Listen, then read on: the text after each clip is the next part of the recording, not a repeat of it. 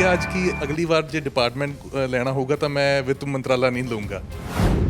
ਇਹ ਜਿਹੜਾ ਮਹਿਕਮਾ ਹੈ ਬੜਾ ਸਖਤ ਹੈ ਤੇ ਸਟ੍ਰੈਸ ਬੜਾ ਰਹਿੰਦਾ ਹੈ। ਰਾਤ ਨੂੰ 4-4 ਵਾਰੀ ਜਾਗ ਆ ਜਾਂਦੀ ਹੈ। ਕਿਤੇ ਇਹ ਨਾ ਹੋਵੇ ਮੈਨੂੰ ਕੋਈ ਬਿਮਾਰੀ ਲੱਗ ਜੇ ਸਟ੍ਰੈਸ ਦੇ ਨਾਲ। ਸਮਝਿਆ ਤਾਂ ਐਤਕੀ ਕੋਈ ਸਸਤਾ ਮਹਿਕਮਾ ਲਵਾਂਗੇ, ਜਿਵੇਂ ਕੋਈ ਜੰਗਲਾਤ ਵਾਲਾ ਜਾਂ ਕੋਈ ਟੂਰਿਜ਼ਮ ਜਾਂ ਖੇਡਾਂ। ਸਾਰਾ ਦਿਨ ਦਿਲ ਬਹਿਲ ਜੇ।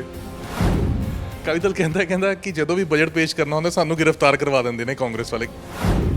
ਇਹ ਅਕਾਲੀ ਦਲ ਦਰਅਸਲ ਇਹ ਸੁਣਨਾ ਹੀ ਨਹੀਂ ਚਾਹੁੰਦਾ। ਸਾਰੀ ਸੜਕ ਰੋਕ ਕੇ ਔਰ FM ਦੇ ਘਰ ਨੂੰ ਘੇਰਾ ਪਾ ਲੈਣ ਤਾਂ ਪੁਲਿਸ ਕੀ ਕਰੂਗੀ? ਪੁਲਿਸ ਉਹਨਾਂ ਨੂੰ ਵਿਧਾਨ ਸਭਾ ਲੈ ਕੇ ਜਾਊਗੀ। ਆਫਟਰ ਆਲ ਉਹਨਾਂ ਨੇ ਗ੍ਰਿਫਤਾਰ ਹੀ ਹੋਣਾ ਸੀ। LOP ਹਰਪਾਲ ਚੀਮਾ ਕਹਿੰਦੇ ਨੇ ਕਿ ਇਹ ਬਜਟ ਜਿਹੜਾ ਹੈਗਾ ਉਹ ਮਨਪ੍ਰੀਤ ਬਾਦਲ ਉਹਨਾਂ ਦਾ ਨਹੀਂ ਹੈਗਾ, ਇਹ ਪ੍ਰਸ਼ਾਂਤ ਕਿਸ਼ੋਰ ਉਹਨਾਂ ਦਾ ਹੈ, ਉਹਨਾਂ ਦੇ ਵੱਲੋਂ ਤਿਆਰ ਕੀਤਾ ਗਿਆ। ਉਹਨਾਂ ਦਾ ਬਿਆਨ ਜਿਹੜਾ ਬੇਹੂਦਾ ਹੈ। ਇਸ ਨੂੰ ਕਿਸਾਨਾਂ ਦੇ ਪ੍ਰਤੀ ਬਜਟ ਨੂੰ ਕੀ ਦੇਖਿਆ ਜਾਵੇ? ਕਿਸਾਨਾਂ ਨੂੰ ਇਸ ਬਜਟ ਦੇ ਵਿੱਚੋਂ ਕੀ ਮਿਲ ਰਿਹਾ? ਜਿਹੜਾ ਬਾਗਬਾਨੀ ਹੈ, ਡਾਈਵਰਸਿਟੀ ਵੈਜੀਟੇਬਲਸ ਹੈ, ਉਹਦੇ ਵਾਸਤੇ ਪ੍ਰਾਈਸ ਡੈਫੀਸ਼ੀਐਂਸੀ ਦੀ ਸਕੀਮ ਪੰਜਾਬ ਸਰਕਾਰ ਲੈ ਕੇ ਆਈ ਹੈ। ਉਹ ਕਹਿੰਦੇ ਹੋਰ ਵੀ ਤਰੀਕੇ ਹੈਗੇ ਨੇ, ਮਾਈਨਿੰਗ ਪਾਲਿਸੀ ਦੇ ਵਿੱਚ ਕਿਉਂ ਨਹੀਂ ਜਿਹੜਾ ਹੈਗਾ ਬਦਲਾਵ ਲੈ ਕੇ ਆਉਂਦਾ ਜਾਂਦਾ ਹੈਗਾ, ਖਾਸ ਤੌਰ 'ਤੇ ਲਿਕੁਅਰ ਜਿਹੜੀ ਹੈਗੀ ਹੈ ਪਾਲਿਸੀ ਉਹਦੇ ਵਿੱਚ ਕਿਉਂ ਨਹੀਂ ਬਦਲਾਵ ਆਉਂਦਾ? ਕਹਿੰਦੇ ਇਸ ਦੇ ਨਾਲ ਰੈਵਨਿਊ ਕਾਫੀ ਵੱਧ ਸਕਦਾ ਹੈ। ਮੈਂ ਬਜਟ ਤੋਂ ਬਾਅਦ ਨਵਜੋਤ ਸਾਹਿਬ ਨੂੰ ਮਿਲ ਕੇ ਉਹਨਾਂ ਦੇ ਜਿਹੜੇ ਸੁਝਾਅ ਹੈ ਉਹ ਵੀ ਲੈ ਲੂੰਗਾ। ਆਖਿਰ ਦੇ ਵਿੱਚ ਜਿਹੜੇ ਇਲੈਕਸ਼ਨ ਵਾਲੇ ਪੀਰੀਅਡ ਹੈਗਾ ਉਹਦੇ ਵਿੱਚ ਇਹ 6 ਮਹੀਨਿਆਂ ਦੇ ਵਿੱਚ ਪ੍ਰਵਾਨ ਚੜਾ ਦੇਣਗੇ, ਕਿਉਂਕਿ ਜੇਕਰ ਅਸੀਂ ਗੱਲ ਕਰੀਏ ਇਹਦੇ ਲਾਗੂ ਹੋਣ ਦੀ ਵੀ ਤਾਂ ਉਹ ਵੀ ਸ਼ਾਇਦ ਜੁਲਾਈ ਤੋਂ ਹੀ ਹੋਊਗਾ, ਹੈ ਨਾ?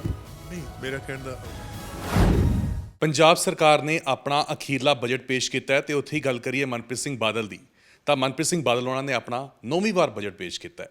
ਹਾਲਾਂਕਿ ਬਜਟ ਦੇ ਵਿੱਚ ਕੀ ਖਾਸ ਹੈ ਤੇ ਕੀ ਵੱਡੇ ਐਲਾਨ ਹੋਏ ਨੇ, ਗੱਲਬਾਤ ਕਰਨ ਦੇ ਲਈ ਸਾਡੇ ਨਾਲ ਮੌਜੂਦ ਨੇ ਵਿੱਤ ਮੰਤਰੀ ਮਨਪ੍ਰੀਤ ਸਿੰਘ ਬਾਦਲ। ਸਰ ਸਤਿ ਸ਼੍ਰੀ ਅਕਾਲ ਤੇ ਤੁਹਾਡਾ ਸਵਾਗਤ ਹੈ TV ਪੰਜਾਬ। ਤੁਹਾਡੇ ਦੇਖਣ ਵਾਲਿਆਂ ਨੂੰ ਤੇ ਸੁਣਨ ਵਾਲਿਆਂ ਨੂੰ ਮੇਰੀ ਪਿਆਰ ਭਰੀ ਸਤਿ ਸ੍ਰੀ ਅਕਾਲ। 9ਵੀਂ ਵਾਰ ਇੱਕ ਇਹ ਵੀ ਤੁਸੀਂ ਰਿਕਾਰਡ ਹੀ ਬਣਾ ਦਿੱਤਾ ਸਰ। ਹਾਂ, ਪਰ ਜਿਹੜੇ ਸਰ ਮਨੋਹਰ ਲਾਲ ਜਿਹੜੇ ਦੂਜੇ ਨੰਬਰ ਤੇ ਹੈ, ਉਹ ਮੇਰੇ ਨਾਲੋਂ ਅਕਲ 'ਚ ਤੇ ਹੈਸੀਅਤ ਕਿੰਗਸ ਕਾਲਜ ਦੇ ਇੰਗਲਿਸ਼ ਦੀ MA ਕਰਕੇ ਆਏ ਸੀ।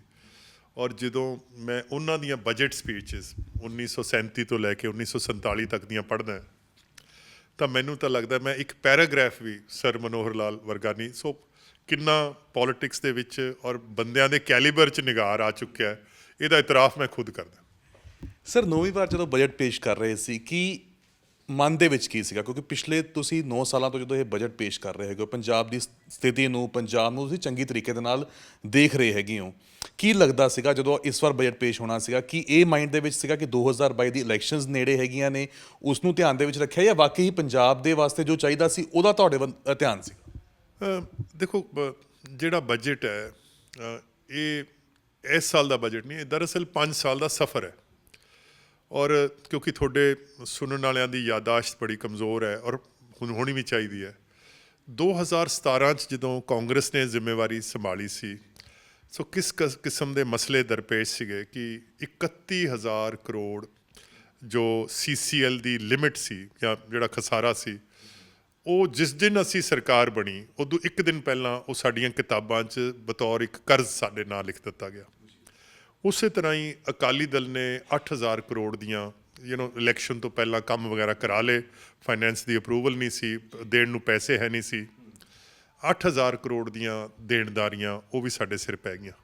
ਔਰ ਤੁਸੀਂ ਇਹ ਸੋਚੋ ਕਿ ਲੋਕਾਂ ਦੀ ਆਸਾਂ ਤੇ ਉਮੀਦਾਂ ਨਾਲ ਜਿੱਤ ਕੇ ਕੋਈ ਸਰਕਾਰ ਆਈ ਹੋਵੇ ਔਰ ਪਹਿਲੇ ਦਿਨ 38,000 ਕਰੋੜ ਦੇ ਕਰਜ਼ੇ ਉਹਦੇ ਨਾਲ ਲਿਖੇ ਜਾ ਚੁੱਕੇ ਹੋਣ, ਉਸ ਕਿਸ਼ਤੀ ਨੂੰ ਤੂਫਾਨ 'ਚੋਂ ਕੱਢ ਕੇ ਕੋਈ ਕਿਨਾਰਾ ਦੇਣਾ, ਇਹ ਕਿੰਨੀ ਕੁ ਵੱਡੀ ਚੈਲੰਜ ਜਾਂ ਮੁਸ਼ਕਿਲ ਹੋਣੀ ਹੈ। ਔਰ ਅਸੀਂ ਇਹ ਜਿਹੜੇ 4 ਜਾਂ 5ਵਾਂ ਬਜਟ ਪੇਸ਼ ਕੀਤਾ ਹੈ, ਇਹ ਦਰਅਸਲ ਉਹ ਸਫ਼ਰ ਤੋਂ ਮੈਂ ਸ਼ੁਰੂ ਕਰ ਰਿਹਾ। ਔਰ ਜਿਹੜੀ ਇਹ ਕੋਵਿਡ ਦੀ ਜਿਹੜੀ ਮਹਾਮਾਰੀ ਆਈ ਹੈ ਔਰ ਇਨਸਾਨੀ ਤਵਾਰੀਖ ਦੇ ਵਿੱਚ ਮੈਨੂੰ ਲੱਗਦਾ ਕੋਈ ਮਿਸਾਲ ਨਹੀਂ ਮਿਲਦੀ ਕਿ ਐਡੀ ਵੱਡੀ ਮਹਾਮਾਰੀ ਜਿਹੜੀ ਸਾਰੀ ਦੁਨੀਆ ਹੀ ਲੜਖੜਾ ਗਈ। ਵੱਡੇ ਵੱਡੇ ਜਿਹੜੇ ਖੱਬੀ ਖਾਨ ਮੁਲਕ ਸੀ, ਭਾਵੇਂ ਅਮਰੀਕਾ ਕੈਨੇਡਾ ਸੀ, ਭਾਵੇਂ UK ਫਰਾਂਸ ਇਟਲੀ ਸੀਗੇ, ਕੋਈ ਵੀ ਰਿਆਸਤ ਜਿਹੜੀ ਹੈ ਇਹਦੀ ਜ਼ਦ 'ਚੋਂ ਬਚ ਕੇ ਨਹੀਂ ਨਿਕਲ ਸਕੀ।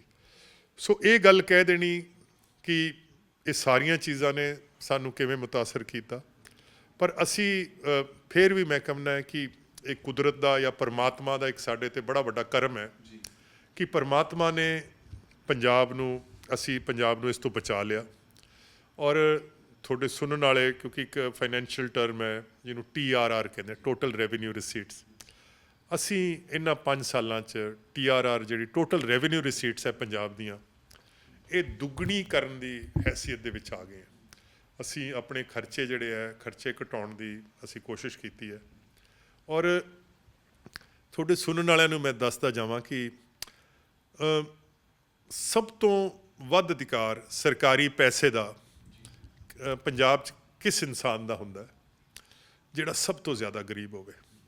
ਔਰ ਮੈਂ ਕਿਉਂਕਿ ਪਿੰਡਾਂ 'ਚ ਪਲਿਆ ਹੈ, ਪਿੰਡਾਂ 'ਚ ਜਵਾਨ ਹੋਇਆ ਹੈ, ਮੈਂ ਇੱਕ ਗੱਲ ਤੁਹਾਡੇ ਸੁਣਨ ਵਾਲਿਆਂ ਨੂੰ ਵਸੂਕ ਨਾ ਕਹਿ ਸਕਦਾ ਕਿ ਬਸਤੀਆਂ, ਆਬਾਦੀਆਂ, ਮੁਹੱਲੇ ਪੰਜਾਬ 'ਚ ਐਸੇ ਹੈ ਜਿੱਥੇ ਲੋਕਾਂ ਕੋਲੇ 10 ਰੁਪਏ ਵੀ ਹੈ ਨਹੀਂ, ਔਰ ਕਿਸ ਬੇਸਬਰੀ ਨਾਲ ਉਹ 750 ਰੁਪਏ ਦਾ ਇੰਤਜ਼ਾਰ ਹੁੰਦਾ ਹੈ, ਮੈਂ TV ਤੇ ਬਿਆਨ ਨਹੀਂ ਕਰ ਸਕਦਾ।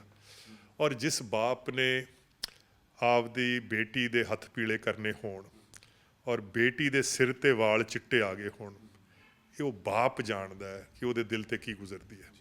ਸੋ ਅੱਜ ਅਸੀਂ ਉਸ ਹੈਸੀਅਤ ਸੀਗੇ ਕਿ ਅਸੀਂ ਸੋਸ਼ਲ ਵੈਲਫੇਅਰ ਸਕੀਮਸ ਜਿਹੜੀਆਂ ਉਹਨਾਂ ਨੂੰ ਅਸੀਂ ਦੁੱਗਣਾ ਕਰ ਸਕੀਏ।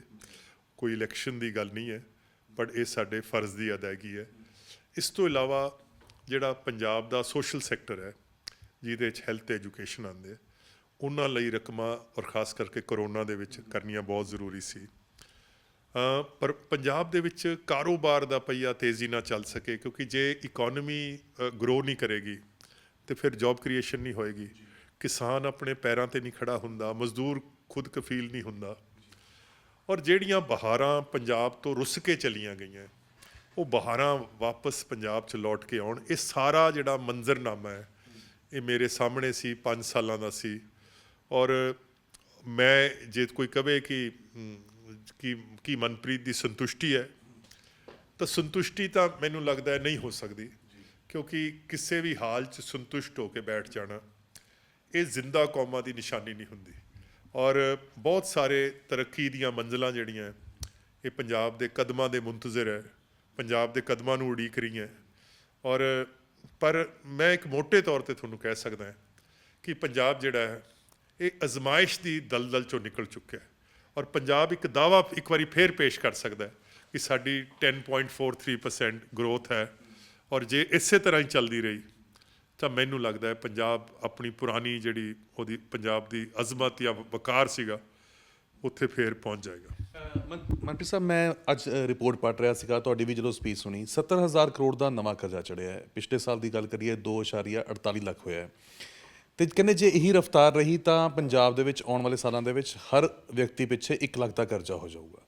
ਅੱਜ ਦੀ ਪ੍ਰੈਜ਼ੈਂਟ ਸਿਚੁਏਸ਼ਨ ਕੀ ਹੈਗੀ ਹੈ? ਕਰਜ਼ਾ ਵੱਧ ਰਿਹਾ ਹੈਗਾ, ਕਿਵੇਂ ਫਿਰ ਉਸ ਨੂੰ ਮੈਨੇਜ ਕਰ ਰਹੇ ਹੋ ਤੇ ਅਗਲੇ ਆਉਣ ਵਾਲੇ ਟਾਈਮ ਦੇ ਵਿੱਚ ਇਸ ਨੂੰ ਕਿਵੇਂ? ਯਾਰ ਇਹ ਜਿਹੜਾ ਪਬਲਿਕ ਫਾਈਨੈਂਸ ਹੁੰਦਾ ਨਾ, ਇੱਕ ਤਾਂ ਇਹਦੇ 'ਚ ਲੋਕਾਂ ਨੂੰ ਦਿਲਚਸਪੀ ਨਹੀਂ ਹੁੰਦੀ, ਦੇ ਜਸਟ ਲੁਕਿੰਗ ਕਿ ਕੋਈ ਨਾ ਕੋਈ ਜੁਮਲਾ ਜਾਂ ਕੋਈ ਬੈਨਰ ਹੈਡਲਾਈਨਸ ਮਿਲ ਜੇ। ਦਰਅਸਲ ਪੰਜਾਬ ਦਾ ਜਿਹੜਾ ਟੋਟਲ GSTP ਹੈ, ਜਿਹਨੂੰ ਟੋਟਲ ਪ੍ਰੋਡਕਸ਼ਨ ਕਹਿੰਦੇ ਆ, ਸਾਨੂੰ ਬੋਰੋਇੰਗ ਲਿਮਿਟ ਜਿਹੜੀ ਹੈ ਰਿਜ਼ਰਵ ਬੈਂਕ ਵੱਲੋਂ ਜਾਂ ਗਵਰਨਮੈਂਟ ਆਫ ਇੰਡੀਆ ਵੱਲੋਂ 3% ਤੇ ਉਹਦੀ ਲਿਮਿਟ ਹੁੰਦੀ ਹੈ। ਇਹ ਨਹੀਂ ਕਿ ਅਸੀਂ ਜਿੰਨਾ ਮਰਜ਼ੀ ਕਰਜ਼ਾ ਲੈ ਲਈਏ। ਔਰ ਇਸ ਸਾਲ ਕਿਉਂਕਿ ਕੋਵਿਡ ਦੀ ਮਹਾਮਾਰੀ ਸੀ, ਤਾਂ ਸਾਨੂੰ ਐਤਕੀ 3% ਤੋਂ ਛੋਟ ਮਿਲ ਗਈ ਸੀ ਔਰ 5% ਤੱਕ ਸਾਨੂੰ ਕਰਜ਼ਾ ਲੈਣ ਦੀ ਇਜਾਜ਼ਤ ਸੀ। ਪਰ ਮੈਂ 5% ਨਹੀਂ ਲਿਆ, ਮੈਂ ਇਹਨੂੰ 3% ਤੇ ਰੱਖਿਆ, ਹੱਥ ਕੁੱਟ ਲਿਆ ਜੀ। ਔਰ ਅਗਲੇ ਸਾਲ ਵੀ ਜਿਹੜੀ ਸਾਡੀ ਪਰਮਿਸਿਬਲ ਲਿਮਿਟ ਹੈ, ਅਗਲੇ ਸਾਲ ਸਾਡੀ ਪਰਮਿਸਿਬਲ ਲਿਮਿਟ 4 ਹੈ, ਮੈਂ ਇਹਨੂੰ 4 ਤੋਂ ਥੱਲੇ ਰੱਖੂੰਗਾ। ਸੋ ਕਹਿਣ ਦਾ ਮਤਲਬ ਇਹ ਹੈ ਕਿ ਔਰ ਮੇਰੇ ਵਾਸਤੇ ਬੜਾ ਸੌਖਾ ਹੋਣਾ ਸੀ, ਕਿਉਂਕਿ 14,000 ਕਰੋੜ ਕੈਪੀਟਲ ਐਕਸਪੈਂਡੀਚਰ ਹੈ। ਮੈਂ ਜੇ 14 ਦੀ ਜਗ੍ਹਾ 7,000 ਕਰ ਦਿੰਦਾ ਤਾਂ ਜਿਹੜਾ 8,000 ਸਾਡੀ ਟੋਟਲ ਜਿਹੜੀ ਇਨਕਮ ਹੈ ਉਹ 1,60,000 ਕਰੋੜ ਹੈ ਔਰ ਖਰਚੇ 1,68,000 ਕਰੋੜ ਹੈ। ਔਰ ਮੈਂ ਇਹ ਗੱਲ ਕਹੀ ਵੀ ਕਿ ਯਾਰ ਆਪਾਂ ਇਹਨੂੰ ਐਤਕੀ ਸਰਪਲਸ ਬਜਟ ਦੇ ਦਈਏ। ਪਰ ਜਿਹੜੇ ਮੇਰੇ ਨਾਲ ਐਡਵਾਈਜ਼ਰਸ ਹੈ ਇਕਨੋਮਿਕ ਔਰ ਬੜੇ ਉਹ ਸਿਆਣੇ ਬੰਦੇ ਹੈ, ਉਹ ਕਹਿੰਦੇ ਜੀ ਮੰਦੇ ਦਾ ਦੌਰ ਚੱਲ ਰਿਹਾ। ਕੋਈ ਵੀ ਇਕੋਨੋਮਿਸਟ, ਕੋਈ ਵੀ ਅਰਥ ਸ਼ਾਸਤਰੀ ਤੁਹਾਨੂੰ ਇਹ ਸਲਾਹ ਨਹੀਂ ਦੇਊਗਾ ਕਿ ਮੰਦੇ ਦੇ ਵਿੱਚ ਤੁਸੀਂ ਆਪਦੀ ਪਬਲਿਕ ਸਪੈਂਡਿੰਗ ਤੁਸੀਂ ਘਟਾ ਦਿਓ। ਔਰ ਇਹੀ ਵਜ੍ਹਾ ਹੈ ਕਿ ਅਸੀਂ 14,000 ਕਰੋੜ ਔਰ ਬਾਵਜੂਦ ਇਸ ਦੇ ਕਿ ਪੇ ਕਮਿਸ਼ਨ ਦੀ ਜਿਹੜੀ ਰਿਪੋਰਟ ਹੈ ਉਹ ਕਿਸੇ ਇਸ ਮਹੀਨੇ ਆ ਸਕਦੀ ਹੈ ਔਰ ਮੈਂ 1 ਜੁਲਾਈ ਤੋਂ ਤਾਂ ਇਹਨੂੰ ਲਾਗੂ ਕਰਨਾ। ਕਿਉਂਕਿ ਅੱਜ ਜਦੋਂ ਤੁਸੀਂ ਸਪੀਚ ਦੇ ਰਹੇ ਸੀਗੇ ਤੇ ਉੱਥੇ ਹੀ ਸੈਕਟਰੀਏਟ ਦੇ ਵਿੱਚ ਮੁਲਾਜ਼ਮ ਧਰਨੇ ਦੇ ਰਹੇ ਸੀਗੇ, ਉਹਨਾਂ ਵੱਲੋਂ ਪ੍ਰੋਟੈਸਟ ਕੀਤਾ ਜਾ ਰਿਹਾ ਸੀਗਾ। ਅਧਿਕਾਰ ਹੈ, ਖੁਸ਼ ਹੋ ਜਾਣਗੇ ਹੁਣ ਜਲਦੀ ਪੇ ਕਮਿਸ਼ਨ 6ਵਾਂ ਲਾਗੂ ਹੋ ਜਾਏਗਾ? ਮੈਨੂੰ ਨਹੀਂ ਪਤਾ, ਬਟ ਮੈਂ ਫਿਰ ਕਹਿਣਾ ਕਿ ਕੰਪੀਟਿੰਗ ਇੰਟਰਸਟ ਹੁੰਦੇ ਆ ਔਰ ਮੈਂ ਸਭ ਨੂੰ ਨਾਲ ਲੈ ਕੇ ਚੱਲਣਾ ਹੁੰਦਾ ਹੈ।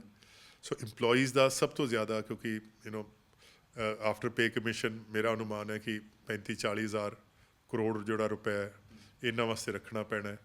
ਪਰ ਇਸ ਤੋਂ ਇਲਾਵਾ ਜੀ ਅਸੀਂ ਬਿਜਲੀ ਬੋਰਡ ਨੂੰ ਵੀ 14,000 ਕਰੋੜ ਦੀ ਸਬਸਿਡੀ ਦੇਣੀ ਹੈ। ਅਸੀਂ ਬੁਢਾਪਾ ਪੈਨਸ਼ਨ ਵੀ ਦੇਣੀ ਹੈ। ਅਸੀਂ ਪੁਲਿਸ ਨੂੰ ਵੀ ਚਲਾਉਣਾ ਹੈ। ਅਸੀਂ ਨਹਿਰਾਂ ਵੀ ਚਲਾਉਣੀਆਂ ਹੈ, ਜੇਲ੍ਹਾਂ ਵੀ ਚਲਾਉਣੀਆਂ, ਸਕੂਲ ਵੀ ਚਲਾਉਣੇ, ਹਸਪਤਾਲ ਵੀ ਚਲਾਉਣੇ। ਤਾਂ ਸਰਕਾਰ ਨੂੰ ਇਹ ਸਾਰੀਆਂ ਚੀਜ਼ਾਂ ਬੈਲੈਂਸ ਕਰਨ ਦੀ ਜ਼ਰੂਰਤ ਹੈ। ਔਰ ਮੈਂ ਕੋਸ਼ਿਸ਼ ਕੀਤੀ ਹੈ ਕਿ ਹਰ ਵਰਗ ਨੂੰ ਨਾਲ ਲੈ ਕੇ ਚੱਲੀਏ। ਜਦੋਂ ਤੱਕ ਤਾਂ ਸਾਡੇ ਕੋਲੇ ਪੈਸੇ ਹੈ ਨਹੀਂ ਸੀ, ਉਹ ਤਾਂ ਅਲੱਗ ਗੱਲ ਹੈ।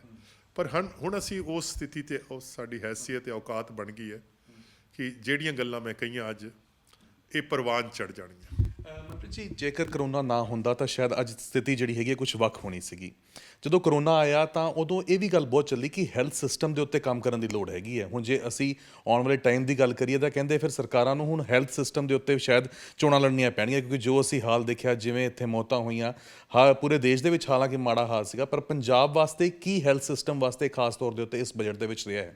ਜੇਕਰ ਲੋਕ ਹੈਲਥ ਦੇ ਵਿੱਚ ਔਰ ਖਾਸ ਕਰਕੇ ਮੈਡੀਕਲ ਐਜੂਕੇਸ਼ਨ ਜਿਹੜੇ ਸਾਰੀਆਂ ਲੈਬਸ ਵਗੈਰਾ ਚਲਾਉਂਦੇ ਆ, ਉਹਦੇ 'ਚ ਆਲਮੋਸਟ 85% ਦਾ ਅਸੀਂ ਵੀ ਸੁੱਤੇ ਪਏ ਸੀਗੇ। ਔਰ ਸੁੱਤੇ ਪਏ ਅਸੀਂ ਜਾਗ ਗਏ। ਕਰੋਨਾ ਕਿਸੇ ਹਸਪਤਾਲ 'ਚ ਵੈਂਟੀਲੇਟਰ ਨਹੀਂ ਸੀ, ਸਟਾਫ ਨਹੀਂ ਸੀ। ਔਰ ਤੁਹਾਨੂੰ ਨਾ ਪਤਾ ਹੋਵੇ 6,000 immediately doctors, nurses, ward ਬॉयਜ਼, ambulance drivers, ਉਹ ਸਾਰੇ ਬੰਦੇ ਭਰਤੀ ਕੀਤੇ। ਔਰ ਪੰਜਾਬ ਨੇ ਆਪਣੀ ਟੈਸਟਿੰਗ ਫੈਸਿਲਿਟੀ ਜਿਹੜੀਆਂ ਮੈਨੂੰ ਲੱਗਦਾ 0 ਤੋਂ 30,000 ਤੇ ਰੈਂਪ ਅਪ ਕੀਤੀਆਂ। ਔਰ ਇਹ ਠੀਕ ਹੈ ਕਿ ਔਰ ਜਿਹੜਾ ਹੈਲਥ ਹੈ, ਚਾਹੇ ਉਹ ਕੈਨੇਡਾ ਹੈ, ਅਮਰੀਕਾ ਹੈ, ਔਰ ਈਵਨ ਅਮਰੀਕਾ 'ਚ ਤਾਂ ਨਹੀਂ, ਸੌਰੀ, ਇੰਗਲੈਂਡ ਦੇ ਵਿੱਚ ਹੈ, ਉਹ ਗਵਰਨਮੈਂਟ ਸਬਸਿਡਾਈਜ਼ਡ ਹੁੰਦਾ ਹੈ। ਔਰ ਜੇ ਅਸੀਂ ਹੈਲਥ ਔਰ ਐਜੂਕੇਸ਼ਨ 'ਤੇ ਅਸੀਂ ਇਹ ਬਿਹਤਰ ਬਣਾ ਸਕੀਏ, ਔਰ ਇਸ ਸਾਲ ਬੜੀ ਕੋਸ਼ਿਸ਼ ਕੀਤੀ ਹੈ, ਤਾਂ ਮੈਨੂੰ ਲੱਗਦਾ ਹੈ ਲੋਕਾਂ ਨੂੰ ਇੱਕ ਬੜੀ ਵੱਡੀ ਰਿਲੀਫ ਹੋਊਗੀ। ਐਜੂਕੇਸ਼ਨ ਵਾਸਤੇ ਖਾਸ ਤੌਰ ਦੇ ਉੱਤੇ ਕੀ ਇਸ ਬਜਟ ਦੇ ਵਿੱਚ ਰਿਹਾ ਹੈ? ਵਿਦਿਆਰਥੀਆਂ ਲਈ ਕੀ ਕੁਝ ਜਿਹੜਾ ਹੈਗਾ ਉਹ ਇਸ ਬਜਟ ਦੇ ਵਿੱਚੋਂ ਨਿਕਲ ਕੇ ਸਾਹਮਣੇ ਆਇਆ? ਐਜੂਕੇਸ਼ਨ ਦਾ ਐਤਕੀ ਬਜਟ 12% ਉਹਦਾ ਇਜ਼ਾਫਾ ਦਿੱਤਾ ਹੈ। ਤੁਹਾਡੇ ਸੁਣਨ ਵਾਲੇ ਹੈਰਾਨ ਹੋ ਜਾਣਗੇ ਕਿ ਪੰਜਾਬ ਦੇ ਸਕੂਲਾਂ 'ਚ ਨਕਲ ਖਤਮ ਹੋ ਗਈ ਹੈ। ਪੰਜਾਬ ਦੇ ਸਕੂਲਾਂ ਦੇ ਜਿਹੜੇ ਰਿਜ਼ਲਟ ਹੈ ਉਹ ਸਰਕਾਰੀ ਸਕੂਲਾਂ ਦੇ ਰਿਜ਼ਲਟ ਨਾਲੋਂ ਬੈਟਰ ਹੋ ਗਏ। ਪੰਜਾਬ ਦੇ 50% ਸਕੂਲਾਂ 'ਚ ਕੰਟੈਂਟ ਪਹੁੰਚ ਚੁੱਕਿਆ ਹੈ। ਬੱਚੇ ਜਿਹੜੇ ਆ ਮੋਬਾਈਲ ਫੋਨ ਤੇ ਉਹਦੇ ਨਾਲ ਡਿਜੀਟਲ ਐਜੂਕੇਸ਼ਨ ਨੂੰ ਬੜੀ ਪ੍ਰਮੋਸ਼ਨ ਦਿੱਤੀ ਗਈ ਹੈ। ਔਰ ਜਿਹੜਾ ਪੰਜਾਬ ਨੇ ਇੱਕ ਫੈਸਲਾ ਲਿਆ ਕਿ ਅਸੀਂ ਐਜੂਕੇਸ਼ਨ ਐਡਮਿਨਿਸਟ੍ਰੇਟਰਸ ਭਰਤੀ ਕਰਾਂਗੇ। ਇੱਕ ਸਕੂਲ ਕੀ ਹੁੰਦਾ ਹੈ? ਇੱਕ ਸਕੂਲ ਹੈੱਡਮਾਸਟਰ ਹੁੰਦਾ ਹੈ। ਔਰ ਅਸੀਂ 35-37 ਸਾਲ ਦੇ ਜਿਹੜੇ ਟੀਚਰ ਸੀਗੇ ਉਹਨਾਂ ਨੂੰ ਬਤੌਰ ਐਜੂਕੇਸ਼ਨ, ਔਰ they went through a process of selection. ਕਿਸੇ ਸਕੂਲ 'ਚ ਚੰਗਾ ਹੈੱਡਮਾਸਟਰ ਆ ਜਾਏ ਤਾਂ ਸਕੂਲ ਬਹੁਤ ਵਧੀਆ ਬਣ ਜਾਂਦਾ ਹੈ। ਮਾੜਾ ਹੋਵੇ ਤਾਂ ਬਿਲਕੁਲ। ਇਦੋਂ ਪਹਿਲਾਂ ਹੁੰਦਾ ਸੀ ਕਿ ਜਦੋਂ ਬੰਦਾ ਲਾਸਟ 58-60 ਇਅਰਸ ਦੀ ਏਜ 'ਚ ਹੁੰਦਾ ਸੀ, ਉਦੋਂ ਜਾ ਕੇ ਹੈੱਡਮਾਸਟਰ ਬਣ, ਉਦੋਂ ਤਾਂ ਹੀ ਜਜ਼ਬਾ ਖਤਮ ਹੋ ਜਾਂਦਾ ਹੈ। ਸੋ ਅਸੀਂ ਜਿਹੜੇ ਟੀਚਰਸ ਦੀ ਕੁਆਲਿਟੀ ਜਿਹੜੀ ਹੈ, ਰਿਕਰੂਟਮੈਂਟ, ਸਾਡੇ ਕੋਲ ਬੱਚੇ ਬਹੁਤ ਵਧੀਆ ਆ ਰਹੇ ਹੈ। ਔਰ ਪੂਰੇ ਇੰਡੀਆ ਦੇ ਵਿੱਚ ਸਰਕਾਰੀ ਸਕੂਲਾਂ 'ਚ ਇਨਰੋਲਮੈਂਟ ਘਟ ਰਹੀ ਹੈ। ਪੰਜਾਬ ਦੇ ਸਕੂਲਾਂ 'ਚ 15% ਇਨਰੋਲਮੈਂਟ ਵੱਧ ਗਈ ਹੈ। ਸੋ ਔਰ ਜਿਸ ਤਰ੍ਹਾਂ ਮੈਂ ਕਿਹਾ, ਰਿਜ਼ਲਟ ਪ੍ਰਾਈਵੇਟ ਸਕੂਲਾਂ ਨਾਲੋਂ ਬੈਟਰ ਸਰਕਾਰੀ ਸਕੂਲਾਂ ਦੇ ਆ ਗਏ। ਸੋ ਮੇਰੇ ਲਈ ਇਹ ਬੜੀ ਇਹ ਸੰਤੁਸ਼ਟੀ ਦੀ ਗੱਲ ਹੈ। ਔਰ ਦੂਸਰੀ ਜਿਹੜੀ ਸਾਡੀ technical education department, Sardar Charanjit Singh Channi ਸਾਹਿਬ, ਇਹਨਾਂ ਨੇ ਇੱਕ ਫੈਸਲਾ ਲਿਆ ਕਿ ਜਿਹੜੇ ਬੱਚੇ ਜਿਹਨਾਂ ਦੇ ਨੰਬਰ ਬੜੇ ਚੰਗੇ ਆ, ਜਿਵੇਂ 70%, 80%, 90%, ਉਹ ਜੇ 70% ਨੰਬਰ ਹੈ ਤਾਂ 70% ਫੀਸ ਦੇ ਵਿੱਚ ਰਿਬੇਟ ਦੇ ਦਾਂਗੇ। ਜੇ 90% ਹੈ ਤਾਂ 90% ਰਿਬੇਟ ਮਿਲ ਜੂਗੀ। ਸਾਡੀ ITIs ਤੇ ਪੋਲੀਟੈਕਨਿਕਸ ਦੇ ਕਲਾਸਾਂ ਜਿਹੜੀਆਂ ਖਾਲੀ ਪਈਆਂ ਸੀ, ਕਿਤੇ 24,000 ਬੱਚੇ ਤੋਂ ਵੱਧ ਪੰਜਾਬ 'ਚ ਇਨਰੋਲਮੈਂਟ ਨਹੀਂ ਹੋਈ। ਇਹਦੇ ਨਾਲ ਸਾਨੂੰ 2 ਫਾਇਦੇ ਹੋ ਗਏ। ਸਾਡਾ ਸਾਰੇ ਕਾਲਜ ਭਰ ਗਏ, ਖਰਚਾ ਤਾਂ ਸਾਡਾ ਉਨਾ ਹੀ ਹੈ, ਪਰ ਬੱਚੇ ਜਿਹੜੇ ਹੈ ਉਹਦੇ 'ਚ ਹਾਜ਼ਰ ਹੋ ਗਏ ਹੈ। ਔਰ ਬੱਚਿਆਂ ਦੇ ਨਾਲ ਨਾਲ ਜਿਹੜਾ ਸਟੱਫ ਸਾਨੂੰ ਮਿਲ ਰਿਹਾ, ਜਿਹੜੀ ਮੈਰਿਟ ਸਾਨੂੰ ਮਿਲ ਰਹੀ ਹੈ, ਬਹੁਤ ਅੱਛੀ ਹੈ। ਇਹਦਾ ਮਤਲਬ ਜਿਹੜੇ ਮੈਰਿਟ ਵਾਲੇ ਬੱਚੇ ਪੋਲੀਟੈਕਨਿਕ ਤੇ ITIs ਤੇ ਸਕਿਲਿੰਗ ਵਗੈਰਾ 'ਚ ਆ ਗਏ ਹੈ, ਸੋ ਇਹ ਸੈਲਫ ਇੰਪਲੋਇਮੈਂਟ ਦੇ ਕਾਬਿਲ ਹੋ ਜਾਣਗੇ। ਸੋ ਇਹ 2 ਮਹਿਕਮੇ ਜਿਹੜੇ ਆ, ਟੈਕਨੀਕਲ ਐਜੂਕੇਸ਼ਨ ਤੇ ਸਕੂਲ ਐਜੂਕੇਸ਼ਨ, ਇਹਦੇ 'ਚ ਅੱਛੇ ਸਾਨੂੰ ਨਤੀਜੇ ਜਿਹੜੇ ਆ ਮੁਰੱਤਬ ਹੋਏ ਆ। ਬਾਬਾ ਜੀ, ਤੁਸੀਂ ਕਿਹਾ ਕਿ ਡਿਜੀਟਲਾਈਜ਼ ਹੋ ਰਿਹਾ, ਜਿਸ ਤਰੀਕੇ ਨਾਲ ਕੰਟੈਂਟ ਪਹੁੰਚ ਚੁੱਕਿਆ ਹੈਗਾ, ਤਾਂ ਉੱਥੇ ਹੀ ਜ਼ਿਕਰ ਫਿਰ ਸਮਾਰਟਫੋਨ ਦਾ ਵੀ ਆਉਂਦਾ ਹੈਗਾ। ਸਮਾਰਟਫੋਨ ਵਾਸਤੇ ਹੁਣ ਕੀ ਕੁਝ ਬਜਟ ਰੱਖਿਆ ਗਿਆ ਹੈਗਾ ਤੇ ਕਿੰਨੀ ਛੇਤੀ ਹੋਰ ਬੱਚਿਆਂ ਨੂੰ ਵੀ ਸਮਾਰਟਫੋਨ ਜਿਹੜੇ ਨੇ ਉਹ ਮਿਲ ਜਾਣਗੇ? ਜਿਹੜੇ ਸਾਡੀ ਕਲਾਸ 12 ਦੇ ਬੱਚੇ ਹੈ, ਉਹਨਾਂ ਨੂੰ 11th ਦੇ ਵਿੱਚ, ਪਿਛਲੇ ਸਾਲ ਵੀ ਪੌਣੇ 2 ਲੱਖ ਬੱਚੇ ਨੂੰ ਮਿਲ ਗਿਆ ਸੀ ਔਰ ਪੌਣੇ 2 ਲੱਖ ਬੱਚੇ ਚੋਂ 75% ਐਸਸੀ ਬਰਾਦਰੀ ਨਾਲ ਤਾਲੁਕ ਰੱਖਦੇ। ਕੋਈ 87 ਕਰੋੜ ਦਾ ਪਿਛਲੇ ਸਾਲ ਦਾ ਬਜਟ ਸੀ ਔਰ ਇਹਦੇ ਨਾਲ ਪੂਰਾ ਐਜੂਕੇਸ਼ਨ ਦਾ ਹੋਰ ਸਿਸਟਮ ਜਿਹੜਾ ਉਹ ਬਦਲ ਰਿਹਾ।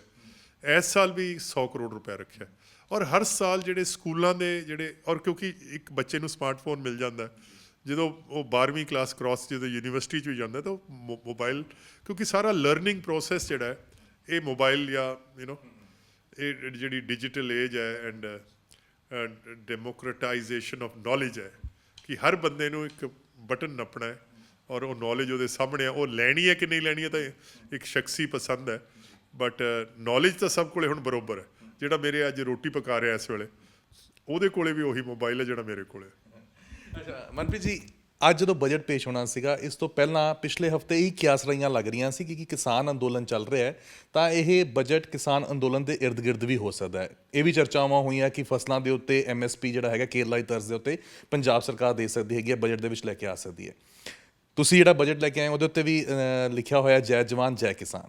ਇਸ ਨੂੰ ਕਿਸਾਨਾਂ ਦੇ ਪ੍ਰਤੀ ਬਜਟ ਨੂੰ ਕੀ ਦੇਖਿਆ ਜਾਵੇ, ਕਿਸਾਨਾਂ ਨੂੰ ਇਸ ਬਜਟ ਦੇ ਵਿੱਚੋਂ ਕੀ ਮਿਲ ਰਿਹਾ? ਸਭ ਤੋਂ ਵੱਡੀ ਐਲੋਕੇਸ਼ਨ ਐਗਰੀਕਲਚਰ ਤੇ ਐਗਰੀਕਲਚਰ ਦੀ ਐਲਾਈਡ ਐਕਟੀਵਿਟੀ ਦੀ ਹੈ ਔਰ 1100 ਕਰੋੜ ਰੁਪਇਆ ਇਹ ਕਿ ਜਿਹੜਾ ਕਿਸਾਨ ਕਾਮਯਾਬ ਹੋਵੇ, ਕੋਈ ਪੰਜਾਬ ਖੁਸ਼ਹਾਲ ਹੋਵੇ। ਔਰ ਜਿਹੜੀ ਤੁਸੀਂ ਗੱਲ ਕਹੀ ਕਿ ਦੇਖੋ ਜੇ ਕੋਈ ਕਹੇ ਵੀ ਫੂਡ ਗ੍ਰੇਨਸ ਦੇ ਵਿੱਚ MSP ਪੰਜਾਬ ਸਰਕਾਰ, ਇਹ ਤਾਂ ਨਾਮੁਮਕਿਨ ਹੈ ਔਰ ਕਿਸਾਨ ਵੀ ਇਸ ਨੂੰ ਸਮਝਦੇ।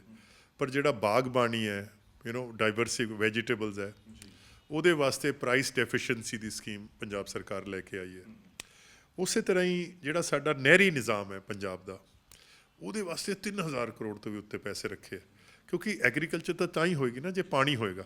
ਔਰ ਜਿਹੜੀਆਂ ਸਾਡੇ ਮਾਝੇ ਅਤੇ ਦੁਆਬੇ ਦੀਆਂ ਕਨਾਲ ਸੀਗੀਆਂ, ਖਾਸ ਕਰਕੇ ਜਿਹੜੀ ਲਾਹੌਰ ਬ੍ਰਾਂਚ ਹੈ, ਅਪਰ ਬਾਰੀ ਦੁਆਬ ਕਨਾਲ ਹੈ, ਬਿਸ਼ਤ ਦੁਆਬ ਕਨਾਲ ਹੈ 100 ਕਿਲੋਮੀਟਰ, ਉਹਦੇ ਵਾਸਤੇ ਵੀ ਬੜੇ ਮੋਟੇ ਪੈਸੇ ਰੱਖੇ ਹੈ ਕਿਉਂਕਿ ਅੱਜ ਤੋਂ ਪਹਿਲਾਂ ਜਿਹੜਾ ਦੁਆਬਾ ਅਤੇ ਮਾਝਾ ਸੀ ਉੱਥੇ ਪਾਣੀ ਬੜਾ ਮਿੱਠਾ ਸੀ, ਬੜਾ ਉੱਤੇ ਸੀਗਾ ਔਰ ਟਿਊਬਵੈੱਲ ਨਾਲ ਆਪਸ਼ੀ ਹੋ ਜਾਂਦੀ। ਨਹਿਰਾਂ ਜਿਹੜੀਆਂ ਹੈ ਉਹ ਇੱਕ ਕਿਸਮ ਦੀਆਂ ਬਰਬਾਦ ਹੋ ਗਈਆਂ ਮਤਲਬ ਡੈਰੀਲਿਕਟ ਹੋ ਗਈਆਂ। ਸੋ ਅਸੀਂ ਹੁਣ ਇਹ ਕੋਸ਼ਿਸ਼ ਕਰ ਰਹੇ ਹਾਂ ਕਿ ਇਹਨਾਂ ਨਹਿਰਾਂ ਨੂੰ ਫੇਰ ਤੋਂ ਆਬਾਦ ਕਰਕੇ ਔਰ ਮਾਲਵੇ ਖੇਤਰ 'ਚ ਵੀ ਹੈ ਅਸੀਂ ਇਹ ਸਾਰੇ ਜਿਹੜਾ ਨਹਿਰ ਦਾ ਨਿਜ਼ਾਮ ਹੈ, ਜੇ ਪਾਣੀ ਹੋਏਗਾ ਤਾਂ ਕਿਸਾਨ ਜਿਹੜਾ ਜਿੰਨਾ ਜ਼ਿਆਦਾ ਪਾਣੀ ਹੋਏਗਾ ਉਨਾ ਖੁਸ਼ਹਾਲ ਕਿਸਾਨ। ਪਰ ਉਹਦੇ ਵਾਸਤੇ ਡਾਈਵਰਸਿਫਿਕੇਸ਼ਨ ਦੀ ਵੀ ਬਹੁਤ ਜ਼ਰੂਰਤ ਹੈਗੀ ਹੈ। ਤਾਂ ਡਾਈਵਰਸਿਫਿਕੇਸ਼ਨ ਵਾਸਤੇ, ਕ੍ਰੌਪ ਡਾਈਵਰਸਿਫਿਕੇਸ਼ਨ ਵਾਸਤੇ ਕੁਝ ਐਲਾਨ ਹੋਏ ਨੇ ਤੁਹਾਡੇ ਵੱਲੋਂ? ਇੱਕ ਅੰਦਰ ਮੈਂ ਸੁਣ ਰਿਹਾ ਸੀ ਸਦਨ ਦੇ ਵਿੱਚ ਕਿਹਾ ਕਿ ਕੁਝ ਯੂਨੀਵਰਸਿਟੀ ਆ ਰਹੀ ਹੈ ਜਾਂ ਕੁਝ ਇਹੋ ਜਿਹਾ ਉਹਨਾਂ ਦੇ ਵਾਸਤੇ ਕੀਤਾ ਜਾ ਰਿਹਾ ਹੈਗਾ। ਬਿਲਕੁਲ ਔਰ ਕਈ ਕਿਸਮ ਦੇ ਔਰ ਉਹਦੇ ਨਾਲ ਇਕੱਲੀ ਕ੍ਰੌਪ ਡਾਈਵਰਸਿਫਿਕੇਸ਼ਨ ਨਹੀਂ, ਇਹਦੇ ਨਾਲ ਡੇਅਰੀ ਦਾ ਜਿਹੜਾ ਹੈ ਔਰ ਸਾਡੇ ਮਾਲਵੇ 'ਚ ਨਾ ਜੀ ਇਹ ਜਿਹੜਾ ਪਸ਼ੂ ਪਾਲਣ ਹੈ, ਪਸ਼ੂਆਂ ਨੂੰ ਮਾਲ ਵੀ ਕਹਿ ਦਿੰਦੇ ਸੀ। ਇਹ ਵਾਕਈ ਮਾਲ ਹੈ, ਲੋਕਾਂ ਦੀ ਜਾਇਦਾਦ ਹੈ। ਔਰ ਬਾਜ਼ ਦਫਾ ਧੀ ਪੁੱਤ ਦੀ ਇੰਨੀ ਖੁਸ਼ੀ ਨਹੀਂ ਹੁੰਦੀ ਜੰਮੇ ਦੀ ਜਿੰਨੀ ਗਾਂ ਨੇ ਕੋਈ ਬੱਚਾ ਦੇਤਾ ਜਾਂ ਮੁਰਗੀ ਨੇ ਬੱਚੇ ਕੱਢ ਲਏ ਜਾਂ ਬੱਕਰੀ ਨੇ ਦੇਤੇ, ਕਿਉਂਕਿ ਗਰੀਬ ਤੋਂ ਗਰੀਬ ਬੰਦਾ ਆਪਣਾ ਗੁਜ਼ਾਰਾ ਇਹਦੇ ਨਾਲ ਕਰ ਲੈਂਦਾ। ਔਰ 1 ਏਕੜ ਜ਼ਮੀਨ ਜਿਹੜੀ ਹੈ ਉਹ ਡੇਅਰੀ ਦੇ ਵਿੱਚ ਜਾਂ ਪੋਲਟਰੀ ਦੇ ਵਿੱਚ ਜ਼ਿਆਦਾ ਮੁਨਾਫਾ ਦਿੰਦੀ ਹੈ ਨਾ ਬਨਿਸਬਤ ਐਗਰੀਕਲਚਰ ਦੇ। ਔਰ ਪੰਜਾਬ ਜਿਹੜਾ ਅੱਜ ਤੋਂ 20 ਸਾਲ ਬਾਅਦ ਸਾਡੀ ਜਿਹੜੀ ਡੇਅਰੀ ਦੀ ਇਨਕਮ ਹੈ ਉਹ ਐਗਰੀਕਲਚਰ ਦੇ ਬਰਾਬਰ ਆ ਜਾਏਗੀ। ਸੋ ਇਹ ਜ਼ਰੂਰੀ ਹੈ ਔਰ ਪਾਣੀ ਵੀ ਇਹਦੇ 'ਚ ਬਚਦਾ ਹੈ। ਸੋ ਜ਼ਰੂਰੀ ਹੈ ਕਿ ਪੰਜਾਬ ਸਿਰਫ ਕ੍ਰੌਪ ਡਾਈਵਰਸਿਫਿਕੇਸ਼ਨ ਨਾ ਹੋਵੇ ਪਰ ਕ੍ਰੌਪ ਦੇ ਨਾਲ ਨਾਲ ਜਿਵੇਂ ਡੇਅਰੀ, ਪੋਲਟਰੀ, ਗੋਟਰੀ, ਪਿਗਰੀ, ਇਸ 'ਤੇ ਵੀ ਉਨੀ ਤਵੱਜੋ ਦਿੱਤੀ। ਮਨਪ੍ਰੀਤ ਜੀ, ਨੌਜਵਾਨ ਵੀ ਤਾਕ ਲਾਈ ਬੈਠੇ ਸੀਗੇ ਕਿ ਕੀ ਖਜ਼ਾਨੇ ਦੇ ਵਾਸਤੇ ਜਿਹੜਾ ਹੈਗਾ ਖਜ਼ਾਨੇ ਦੇ ਵਿੱਚ ਸਾਨੂੰ ਮਿਲੇਗਾ। ਤਾਂ ਨੌਜਵਾਨਾਂ ਵਾਸਤੇ ਵੱਡਾ ਐਲਾਨ ਇਹੀ ਮੰਨ ਕੇ ਚੱਲੀਏ ਕਿ ਬੱਸ ਟਰੈਵਲ ਜਿਹੜਾ ਹੈਗਾ ਉਹ ਫ੍ਰੀ ਕੀਤਾ ਗਿਆ ਹੈਗਾ ਸਟੂਡੈਂਟਸ ਲਈ। ਨਹੀਂ, ਜਿਹੜਾ ਸਕਿਲਿੰਗ ਦਾ ਹੈ ਔਰ ਉਹਦੇ ਵਾਸਤੇ 400 ਕੁਛ ਕਰੋੜ ਰੱਖਿਆ ਹੈ ਕਿ ਜਿਹੜੇ ਬੱਚੇ ITIs ਦੇ ਵਿੱਚ ਪੜ੍ਹ ਰਹੇ ਹੈ ਉਹਨਾਂ ਨੂੰ ਵੱਡੀ ਮਤਲਬ ਫ੍ਰੀ ਐਜੂਕੇਸ਼ਨ ਵਗੈਰਾ। ਦੇਖੋ ਆਈਡੀਆ ਇਹ ਨਹੀਂ ਕਿ ਉਹਨਾਂ ਨੂੰ ਰੁਜ਼ਗਾਰ ਦੇ ਪੱਤੇ ਦਿੱਤੇ ਜਾਣ ਕਿ ਹਰ ਮਹੀਨੇ ਉਹ ਨੌਜਵਾਨ ਕਹੇ ਯਾਰ ਮੇਰੇ ਪੈਸੇ ਮੇਰੇ ਮਨੀ ਆਰਡਰ ਭੇਜ ਦਿਆ ਕਰ, ਬਲਕਿ ਉਹ ਕੋਈ ਨਾ ਕੋਈ ਐਸਾ ਹੁਨਰ ਸਿੱਖੇ ਜਿਹਦੇ ਨਾਲ ਉਹ ਪੈਰਾਂ 'ਤੇ ਖੜਾ ਹੋ ਜਾਏ।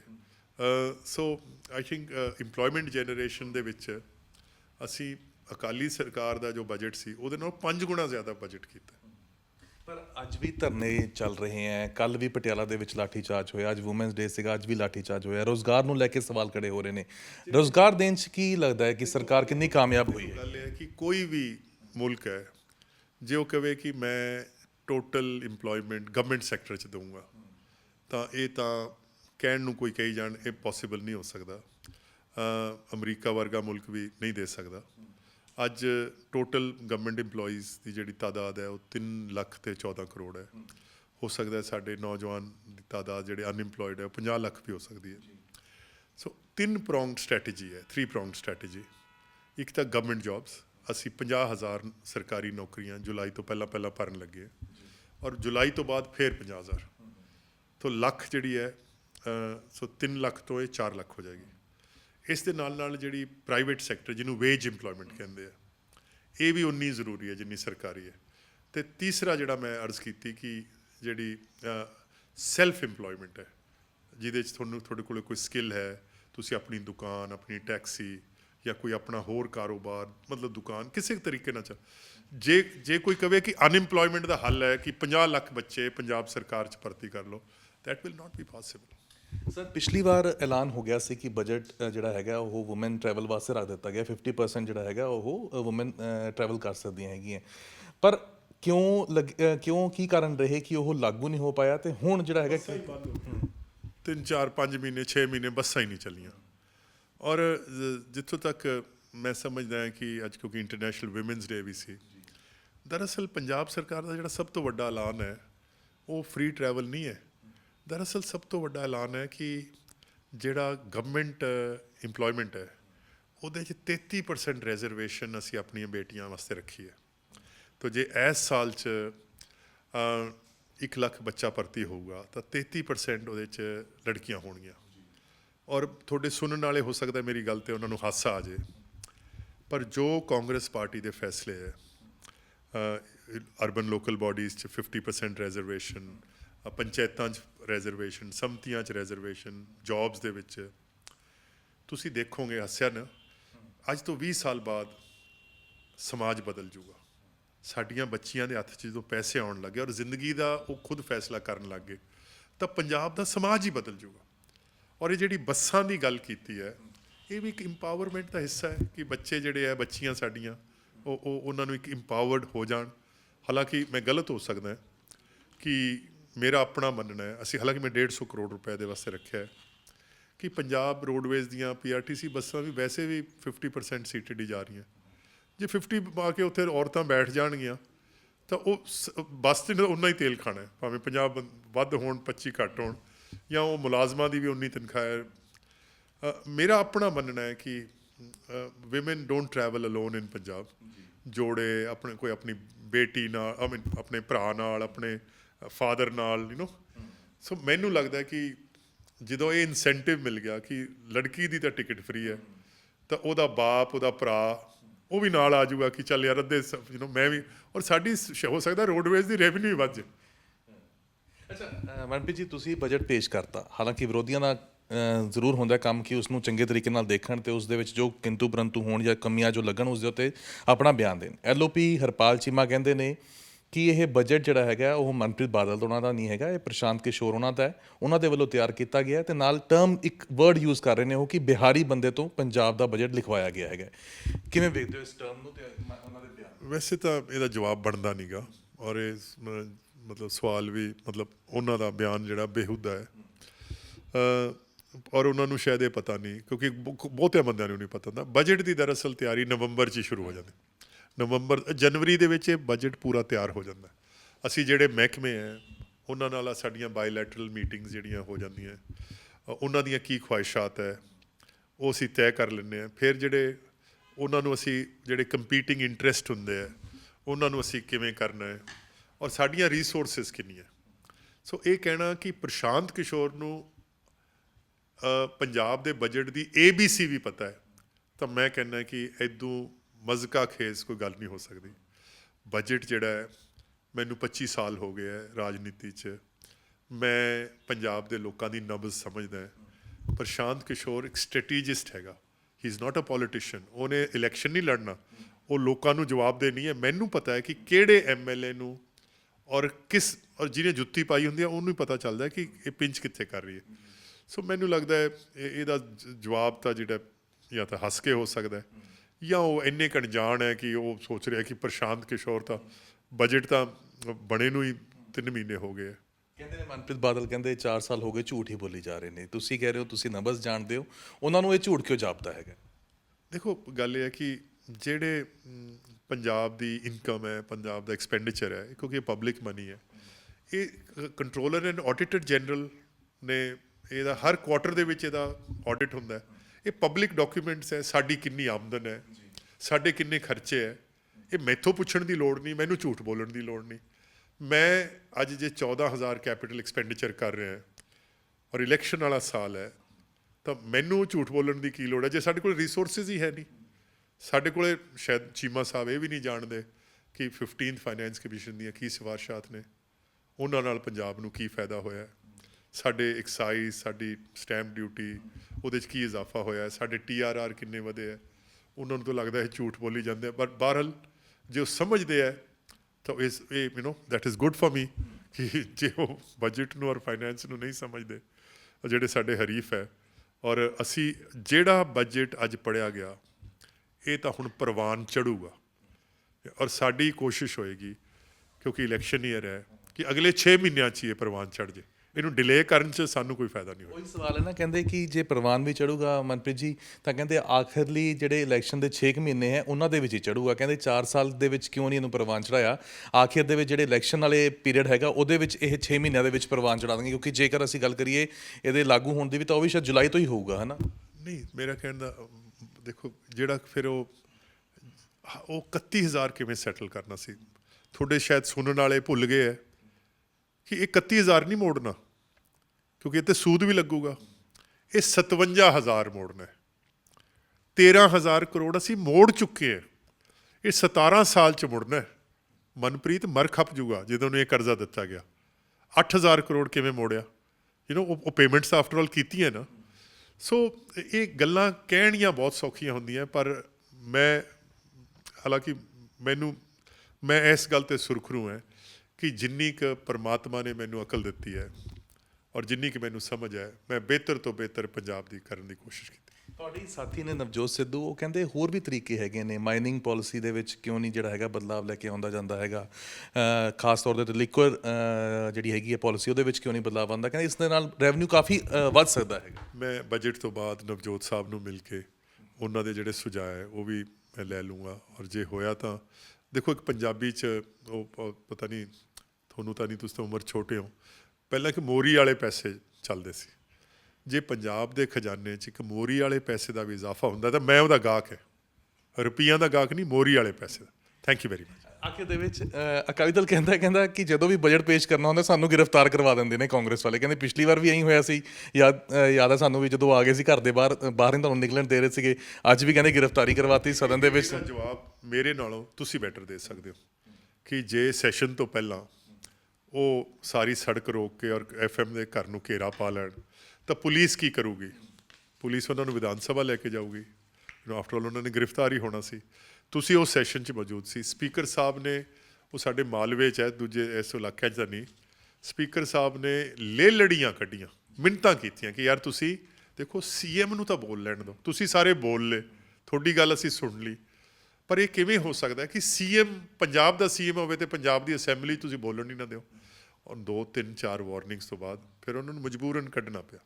ਸੋ ਇਹ ਅਕਾਲੀ ਦਲ ਦਰਅਸਲ ਇਹ ਸੁਣਨਾ ਹੀ ਨਹੀਂ ਚਾਹੁੰਦਾ।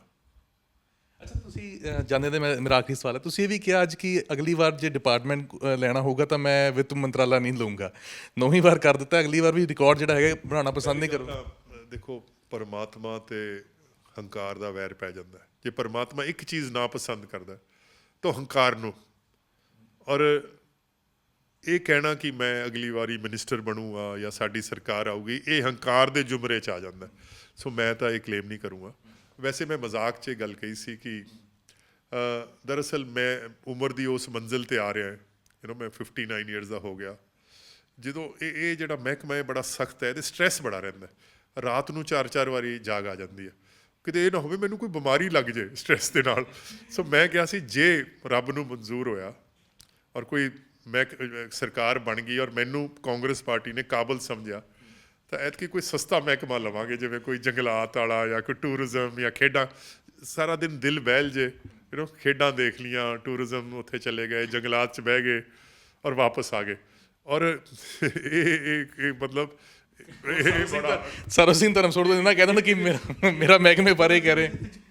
ਇਹਦੇ 'ਚ ਕੋਈ ਖੁਸ਼ ਨਹੀਂ ਹੁੰਦਾ। ਜਿਹਨੂੰ ਤੁਸੀਂ ਜਵਾਬ ਦੇ ਦਿੰਦੇ ਹੋ ਕਹਿ ਦਿੰਦਾ ਹੈ ਕਿ ਇਹ ਮਤਲਬ ਸਾਡਾ ਦੁਸ਼ਮਣ ਹੈ। ਜਿਹਨੂੰ ਆਫਟਰ ਆਲ ਰੂਲ ਬੁੱਕ ਤਾਂ ਦਿਖਾਉਣੀ ਪੈਂਦੀ ਹੈ ਨਾ। ਤੁਸੀਂ ਜਿਹੜੇ ਪੈਸੇ ਹੈ ਇਹ ਮਨਪ੍ਰੀਤ ਦੇ ਪੈਸੇ ਨਹੀਂ ਹੈ, ਇਹ ਪੰਜਾਬ ਦੀ ਲੋਕਾਂ ਦੀ ਇਮਾਨਤ ਹੈ ਜੋ ਮੇਰੇ ਕੋਲੇ ਪਈ ਹੈ। ਹੁਣ ਤੁਹਾਡੇ ਕੋਲ ਤੁਹਾਡੀ ਜੇਬ 'ਚ ਇੱਕ ਪੈਨ ਹੈ ਜਾਂ ਤੁਹਾਡੇ ਕੋਲ ਆ ਮੋਬਾਈਲ ਫੋਨ ਹੈ, ਤੁਸੀਂ ਜੇ ਮੈਨੂੰ ਫੜਾਤਾ, ਕੋਈ ਕਹੇ ਯਾਰ ਮੈਨੂੰ ਦੇ, ਮੈਂ ਤੁਹਾਡੇ ਪੁੱਛੇ ਬਗੈਰ ਕਿਵੇਂ ਦੇ ਦੂੰਗਾ? ਹਾਂ, ਇਹ ਤੁਹਾਡੀ ਇਮਾਨਤ ਹੈ, ਤੁਹਾਨੂੰ ਪੁੱਛ ਕੇ ਤਾਂ ਦੇ ਸਕਦੇ। ਇਹ ਪੰਜਾਬ ਦੇ ਲੋਕਾਂ ਦੀ ਇਮਾਨਤ ਹੈ। ਔਰ ਕਈ ਵਾਰੀ ਲੋਕ ਇਸ ਗੱਲ 'ਤੇ ਗੁੱਸਾ ਕਰ ਜਾਂਦੇ, ਔਰ ਮੈਂ 9 ਵਾਰੀ ਕਰ ਲਈ, ਬੜੀ ਹੋ ਗਈ। ਚਲੋ ਥੈਂਕ ਯੂ ਜੀ। ਬਹੁਤ ਧੰਨਵਾਦ ਮਨਪ੍ਰੀਤ ਜੀ। ਤਾਂ ਵਿੱਤ ਮੰਤਰੀ ਮਨਪ੍ਰੀਤ ਸਿੰਘ ਬਾਦਲ ਹਾਲਾਂਕਿ 9ਵੀਂ ਵਾਰ ਬਜਟ ਪੇਸ਼ ਕੀਤਾ ਹੈ, ਕਹਿ ਰਹੇ ਨੇ ਆਪਣੇ ਵੱਲੋਂ ਕੋਸ਼ਿਸ਼ ਕੀਤੀ ਹੈ ਕਿ ਜੋ ਡੁੱਬਦੀ ਕਿਸ਼ਤੀ ਸੀਗੀ ਉਸ ਨੂੰ ਕਿਨਾਰੇ ਦੇ ਉੱਤੇ ਲੈ ਕੇ ਆਉਣ ਦੀ, ਪਰ ਹੁਣ ਦੇਖਣਾ ਹੋਊਗਾ ਕਿ ਇਸ ਕਿਸ਼ਤੀ ਨੂੰ ਕਿਨਾਰੇ ਦੇ ਉੱਤੇ ਲੋਕ ਕਿੰਨਾ ਕੁ ਪਸੰਦ ਕਰਦੇ ਨੇ ਤੇ ਕਿੰਨਾ ਕੁ ਨਾ ਪਸੰਦ ਕਰਦੇ ਨੇ। ਕੈਮਰਾਮੈਨ ਬਲਜਿੰਦਰ ਦੇ ਨਾਲ ਗਗਨਦੀਪ ਸਿੰਘ, ਟੀਵੀ ਪੰਜਾਬ, ਚੰਡੀਗੜ੍ਹ। ਸਤਿ ਸ਼੍ਰੀ ਅਕਾਲ ਜੀ, ਮੈਂ ਨਿਰਮਲ ਮਾਨ ਪੂਰਾ ਟੈਕਸ ਸੈਟਲਮੈਂਟ ਤੋਂ। ਇਹ ਤੁਸੀਂ ਵੀਡੀਓ ਦੇਖ ਰਹੇ ਸੀ ਟੀਵੀ ਪੰਜਾਬ ਦੇ ਉੱਤੇ। ਇਹੋ ਜਿਹੇ ਹੋਰ ਜਾਣਕਾਰੀ ਭਰਪੂਰ ਵੀਡੀਓ ਦੇਖਣ ਵਾਸਤੇ ਟੀਵੀ ਪੰਜਾਬ ਦੇ ਚੈਨਲ ਨੂੰ ਸਬਸਕ੍ਰਾਈਬ ਕਰੋ ਤੇ ਨਾਲ ਹੇਠ ਦਿੱਤੇ ਹੋਏ ਬੈਲ ਆਈਕਨ ਦੇ ਬਟਨ ਦਬਾਓ। ਸਤਿ ਸ਼੍ਰੀ ਅਕਾਲ।